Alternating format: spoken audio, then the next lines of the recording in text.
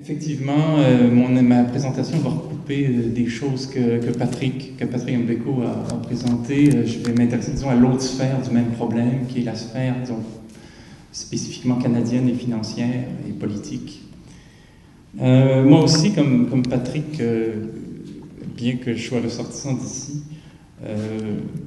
sans complètement succomber à la propagande nationale, je croyais, étant donné que c'est ce qu'on m'avait dit dans ma tendre enfance, que nous n'étions pas si mal.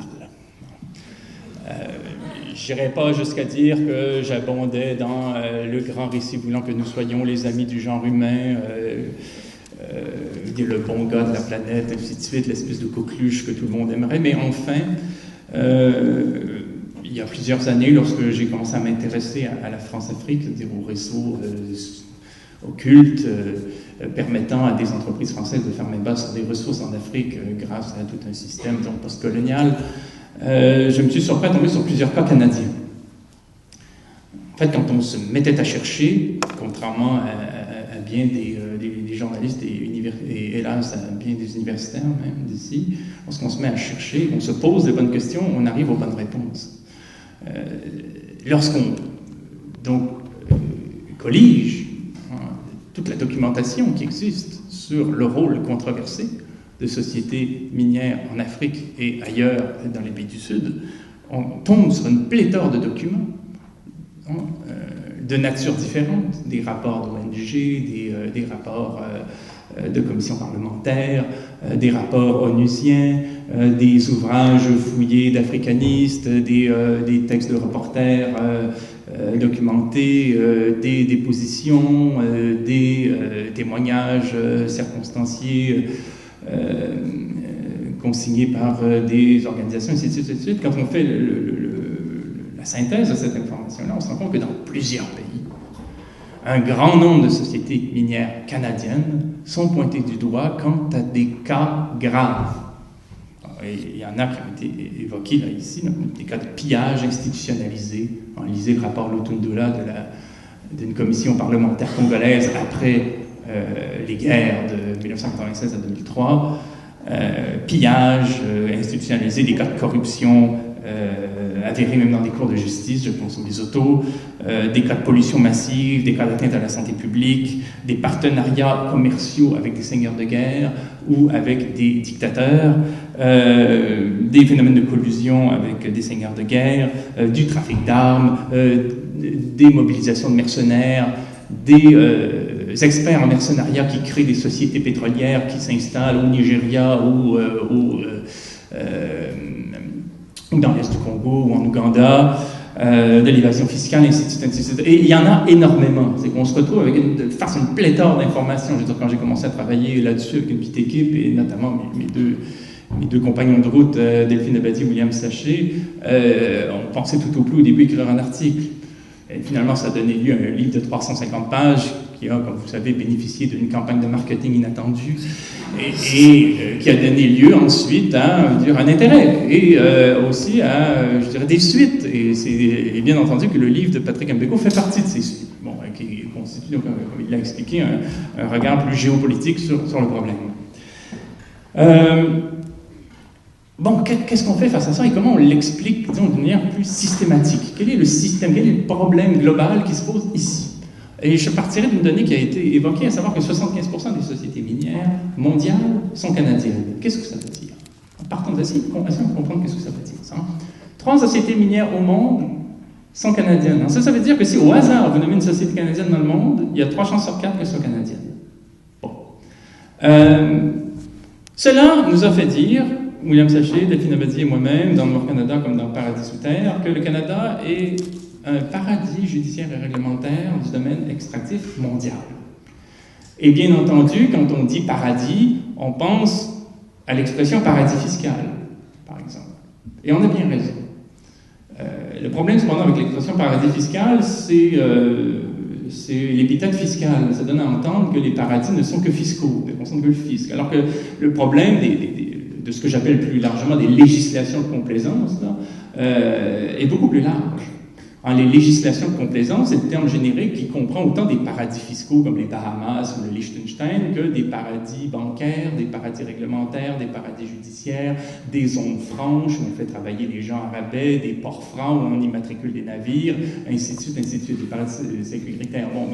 Ce qu'on doit comprendre, c'est que s'il y a quelques 80 législations de complaisance dans le monde, s'il y a quelques 80 paradis fiscaux, entre guillemets, c'est que chaque paradis fiscal a sa vocation propre. Chaque paradis fiscal, chaque législation de complaisance est en quelque sorte une sorte de boutique spécialisée dans certains services.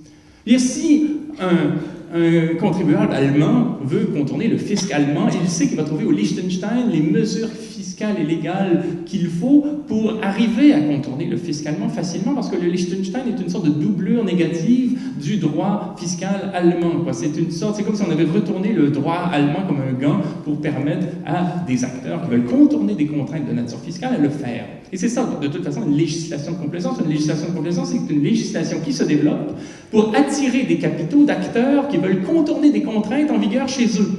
Donc, le contribuable allemand, que ce soit une entreprise ou un détenteur de fortune, veut contourner le fisc allemand, il va au Liechtenstein, le Canadien va à la Barbade. Chacun a le sien, le Français va à Monaco. Chaque fisc a sa doublure négative. Mais c'est aussi vrai pour d'autres domaines d'activité, c'est-à-dire qu'un armateur qui a une flotte de navires et qui veut éviter des droits environnementaux, des droits du travail, des droits en matière de sécurité au travail, des contraintes fiscales, va immatriculer sa flotte évidemment au Libéria ou au Panama, parce que ce sont des ports francs destinés à accueillir des bateaux. Si on veut pratiquer leur bilan dans la pratique comptable des grandes entreprises, on va au Luxembourg. Si on s'intéresse si on a des revenus en matière de droit de propriété intellectuelle, on va en Irlande. Et si on veut créer une société minière, on va au Canada. Dans le même ordre logique. C'est-à-dire que dans l'éventail de paradis et de législation de complaisance au monde, notre pays est le paradis des mines. Il y a 75% des sociétés minières mondiales qui viennent d'ici, mais elles ne proviennent pas nécessairement d'ici. Bien sûr, on a une histoire minière, donc il y a des sociétés minières qui sont bel et bien canadiennes, mais des sociétés viennent d'Australie, de Belgique, de Suède, d'Israël, des États-Unis, pour enregistrer des sociétés ici, qui bénéficient d'un cadre législatif judiciaire avantageux afin d'exploiter des mines qui ne sont pas non plus ici, mais qui seront en Tanzanie, au Congo-Kinshasa, au Mali, en Équateur, en Indonésie, en Roumanie et ailleurs. Et c'est précisément ce qui fait la nature d'une législation de complaisance. Une législation de complaisance, c'est une législation qui existe pour accueillir des acteurs qui veulent contourner des contraintes en vigueur chez eux afin d'exploiter des ressources ou de mener des opérations à l'extérieur du pays. On sait très bien que quand quelqu'un place des capitaux aux Bahamas, il n'investit pas aux Bahamas. On ne place pas de l'argent aux Bahamas pour construire des routes ou créer des usines ou je ne sais quoi. On place de l'argent aux Bahamas pour profiter d'un cadre législatif particulier, tout comme on crée une société minière au Canada pour profiter d'un cadre législatif afin d'exploiter les ressources des autres. Et c'est à ça que sert notre pays dans l'ordre même de l'économie minière. Bon, maintenant, comment on décrit rapidement ce qui fait le propre de ce paradis réglementaire et judiciaire du domaine extractif mondial? Il y a 6 raisons qui font du Canada ce paradis. Et il faut les prendre ensemble, ces raisons. Ce ne sont pas des raisons qu'on peut charcuter et analyser une par une. C'est un bouquet d'avantages. Parce que vous savez qu'aujourd'hui, un chef d'État, dans la mondialisation néolibérale, un chef d'État, ce n'est plus qu'un courtier qui vend des avantages législatifs à des investisseurs internationaux devenus souverains. Venez polluer, venez placer votre argent, ainsi de suite, mais le fait d'avoir mis les pays en concurrence les uns contre les autres afin qu'ils attirent le capital international devenu souverain crée ce phénomène. Et donc les Canadiens sont parvenus à attirer du capital dans le domaine minier grâce à 6 avantages qu'ils offrent sous la forme d'un forfait aux investisseurs miniers internationaux. Le premier, je suis obligé d'aller un peu vite, c'est propre à une tradition chez nous, et c'est encore en vigueur maintenant, c'est qu'il est assez facile au Canada de faire valoir sur les marchés financiers la richesse d'une mine, où qu'elle soit dans le monde. En supposant qu'une société belge acquiert au Congo, à la faveur d'une guerre civile impitoyable, une mine de cuivre, ben, il est assez facile pour elle d'enregistrer une société à Toronto et de vanter auprès des marchés financiers le caractère prodigieux de sa mine. De dire « achetez mon action », étant donné qu'elle est étalonnée sur une mine dont la valeur est prodigieuse. C'est plus facile parce que les modalités de divulgation sur les marchés financiers ici sont plus lâches qu'ailleurs. On peut jouer au bonimenteur plus facilement ici qu'aux États-Unis, par exemple. On peut faire valoir autant les ressources que les réserves. Je peux y venir pendant la période de questions. Ça, c'est le premier point, le plus technique, mais il a un sens. Il existe bien et bien, il permet beaucoup aux sociétés juniors, aux sociétés qui font essentiellement de l'exploration, d'engranger des capitaux ici en vendant des actions. Le deuxième point, il concerne précisément des mesures fiscales qui incitent les investisseurs à placer leurs actifs spécifiquement dans le domaine des mines. C'est-à-dire que lorsque des investisseurs ici, des investisseurs institutionnels comme des fonds de retraite, des banques, des compagnies d'assurance, investissent à la bourse, elles ont, grâce à un certain nombre de programmes tels que les actions accréditives, des avantages lorsqu'elles placent leurs actifs dans le domaine des mines plutôt que dans les éoliennes ou le sirop d'érable, je ne sais pas quoi. Donc, lorsqu'on investit dans le domaine minier, on a des avantages fiscaux, donc on est amené à placer des actifs dans le domaine minier, ce qui constitue à Toronto une sorte de bas-de-laine de l'industrie minière, une sorte de pipeline d'argent qui part de Toronto et qui alimente en flux financier les différents projets miniers du monde, qu'ils soient controversés ou non, étant donné ces mesures fiscales-là qui amènent les investisseurs à placer de l'argent dans le domaine des mines. Et cet argent-là, ce n'est pas tant le leur que le nôtre. Parce que c'est l'argent que l'on confie, semaine après semaine, mois après mois, à ces administrateurs de nos fonds de retraite, de nos contrats d'assurance, de notre épargne, ainsi de suite. Donc l'argent des Canadiens est mobilisé et investi à la bourse dans un secteur minier hors de tout contrôle, je vais y revenir, pour financer toutes sortes de projets controversés dont on a parlé. Ça, c'est le deuxième point.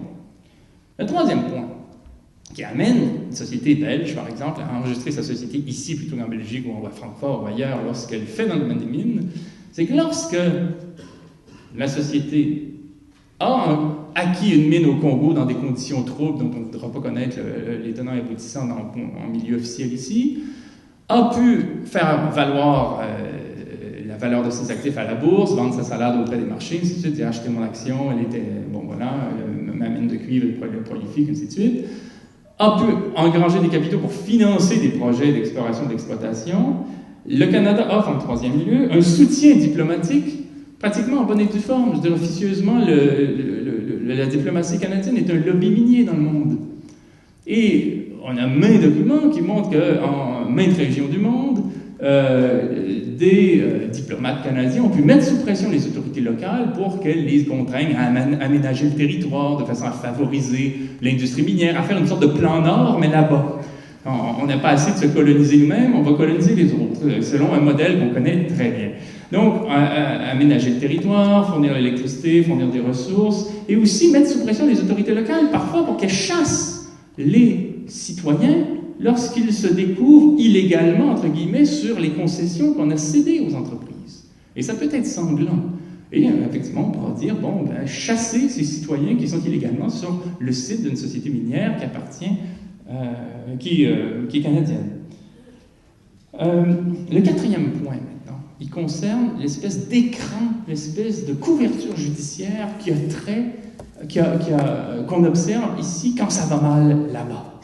Quand ça se met à aller mal, quand il y a des tensions, quand il y a des allégations graves, quand il y a des crimes, quand il y a des débordements, quand il y a des phénomènes de pollution massive, hein, comme au Mali, où les femmes se sont mis à faire des fausses couches en Syrie, étant donné qu'il y avait de l'arsenic dans les seuls points d'eau potable. Lorsqu'on se retrouve confronté à des cas graves, il est, de fait ou de droit, impossible au Canada de poursuivre une société pour ce qu'elle a fait à l'extérieur de nos frontières.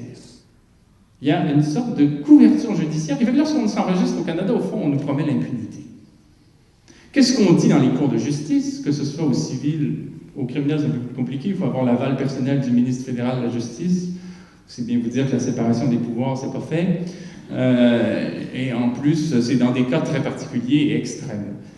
Au civil, la jurisprudence au Canada amène les juges à dire aux demandeurs, qui sont souvent des civils, eh bien, allez vous plaindre au Congo, allez vous plaindre au Chili, allez vous plaindre en Équateur, allez vous plaindre là où il n'y a pas de système de justice qui pourra vous entendre, encore moins qu'ici, parce qu'ici, vous savez que si vous voulez obtenir des droits, là, vous vous rendrez compte qu'il faut être à peu près millionnaire. Et je ne rigole pas quand on considère les frais d'avocat. Mais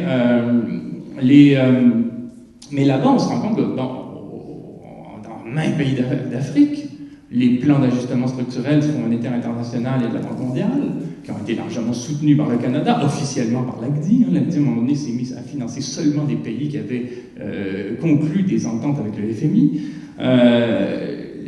ont tellement contribué à démanteler les systèmes de services publics embryonnaires qui existaient que personne ne peut évidemment faire valoir ses droits auprès d'un tribunal. Et en Amérique latine, je dirais que c'est encore pire dans le sens où dans ces pays-là, on criminalise littéralement le militantisme. C'est-à-dire que les militants qui s'opposent à des projets d'exploitation minière ou d'exploration minière chez eux se trouvent souvent condamnés dans les tribunaux pour sédition ou pour toutes sortes de motifs farfelus. Donc, la société belge, je récapitule les 4 premiers points rapidement, la société belge acquiert dans des conditions sans trouble une mine de cuivre au Congo, elle vend sa salade sur les marchés à Toronto, elle engrange des capitaux, elle a le soutien de la diplomatie canadienne, et je ne parle même pas des financements publics, hein, le régime des rentes, l'ACDI, le Fonds de l'Afrique, ainsi de suite. Il y a plein de fonds publics qui financent aussi l'industrie. Donc elle se constitue un pas de laine, elle arrive dans son pays, elle finance ses travaux, il y a la diplomatie canadienne qui la soutient, il y a un blocage judiciaire dans notre système de justice qui fait que toute poursuite est impossible. C'est même le Oxford Pro Bono Publico, des juristes d'Oxford, des professeurs de droit d'Oxford qui jugent anormalement difficile d'obtenir réparation ici au Canada pour des causes qui ont trait à l'étranger. On pourrait parler de l'ONU qui a cité 9 compagnies canadiennes dans un de ses rapports quant à leurs pratiques au Congo et qui ont demandé au Canada de mener des enquêtes. Et le Canada a dit on ne peut pas mener des enquêtes parce que c'est pas prouvé qu'il y a eu quelque chose. Mais bien sûr que c'est pas prouvé, vous ne faites pas d'enquête. Bon, donc il y a une sorte de toujours de dire l'OCDE. Le Canada s'est engagé auprès de l'OCDE de poursuivre des sociétés qui seraient passibles de corruption dans les pays du Sud. Il y a eu une poursuite en 10 ans. Même l'OCDE s'est rendu compte que le Canada couvrait les sociétés plutôt que d'essayer de les encadrer. On pourrait tellement citer de cas. Donc ça, c'est les 4 premiers points. Le 5e point, c'est que s'il est très difficile pour des civils, des citoyens, de poursuivre les sociétés minières au Canada pour ce qu'elles ont fait à l'étranger, il est très facile pour des sociétés minières de poursuivre des citoyens lorsqu'elles parlent d'elles de manière critique. Donc là, c'est les poursuites, les poursuites en diffamation, ainsi de suite, qui sont légion et qui existent en un nombre beaucoup plus grand que ce qu'on connaît. Il y a ceux qui vont jusqu'au bout, puis il y a ceux qui, pour toutes sortes de raisons valables, vont préférer s'auto-censurer.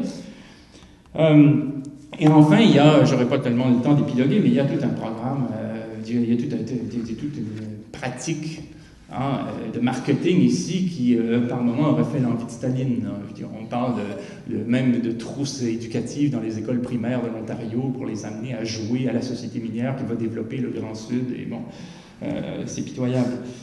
Bon, évidemment, la règle de l'art veut qu'à ce stade d'une intervention, on ait des solutions. Moi, en tout cas, je vous dirais que le problème est tellement grave quand on en fait le diagnostic, quand on le prend dans son ampleur, que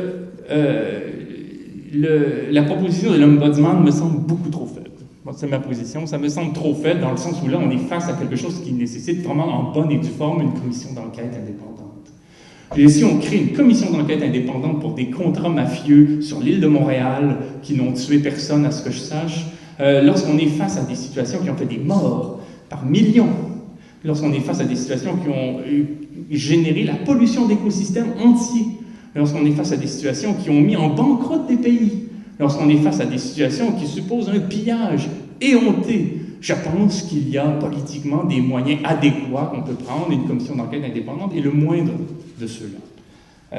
Il y a eu 3 projets de loi dans la dernière législature, là, où le gouvernement Harper était minoritaire, le C300, le C354 et le C438. C'était 3 projets de loi des 3 partis d'opposition qui quadrillaient un petit peu le problème.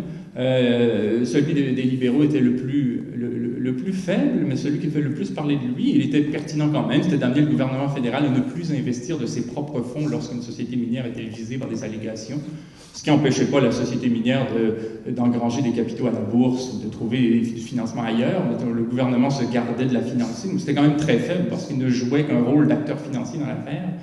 Le projet de loi 354 du Nouveau Parti démocratique, qui lui préconisait qu'on puisse poursuivre des sociétés minières pour ce qu'elles font à l'étranger. Et je termine en parlant du C438, qui était le projet du Parti québécois et du Bloc québécois, qui lui préconisait qu'on gèle les actifs des sociétés lorsqu'elles sont visées de manière sérieuse par des allégations, étant donné la création qu'on proposait d'une commission d'enquête permanente. À peu près, c'était pas les termes, mais ça revenait à ça. Il y aurait beaucoup de choses à dire, on pourra en revenir pendant la période de discussion, mais ce que je voudrais qu'on marque ici, c'est la gravité du problème et le fait que notre pays est de plein pied complice de faits criminels graves et de situations d'abus très graves dans les pays du Sud. Pour toutes sortes de raisons, ça ne fait pas vraiment l'objet d'une discussion publique. Amorçons là où on peut.